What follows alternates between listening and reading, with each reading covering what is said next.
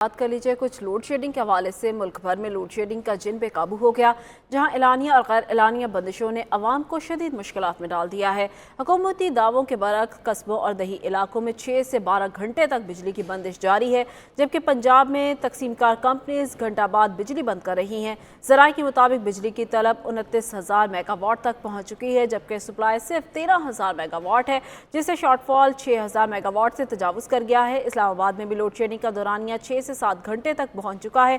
हुकाम का कहना है अगर लोड शेडिंग कम की गई तो बिजली की कीमतों में इजाफा नागुज़ीर होगा, जबकि मशरिक़ वस्ता की सूरत हाल के बायस बहरान मज़ीद शिद्दत इख्तियार कर सकता है।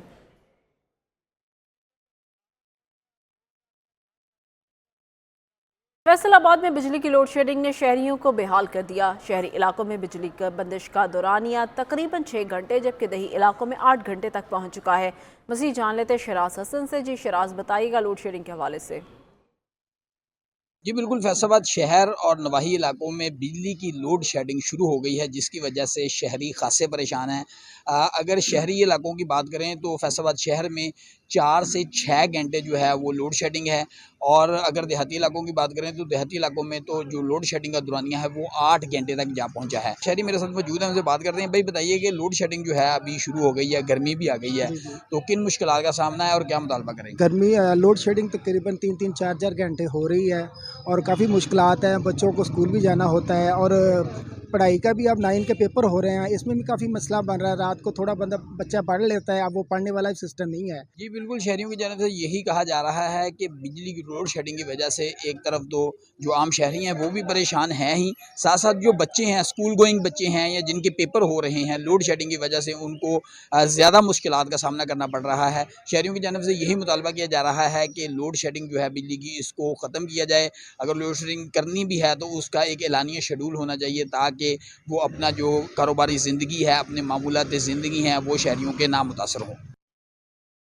मुल्क भर की तरह मुल्तान के शहरी इलाकों में लोड शेडिंग का दौरानिया 4 से 5 घंटे, जबकि दही इलाकों में लोड शेडिंग का दौरानिया 6 से 8 घंटे तक है। ट्रिपिंग के बायस भी शहरियों को शदीद मुश्किलात का सामना है, जिसके बायस कारोबारी ज़िंदगी मुकम्मल तौर पर ठप होकर रह गया है। मज़ीद जान लेते अपने नुमाइंदे मासिन यूसुफ से। जी मासिन, बताइएगा। जी, लोड शेडिंग का जो जिन है वो एक दफ़ा दोबारा बोतल से बाहर आ गया है और शहरी इलाकों में जो लोड शेडिंग का दौरानिया है वो 4 से 5 घंटे है और दही इलाकों में 6 से 8 घंटे है।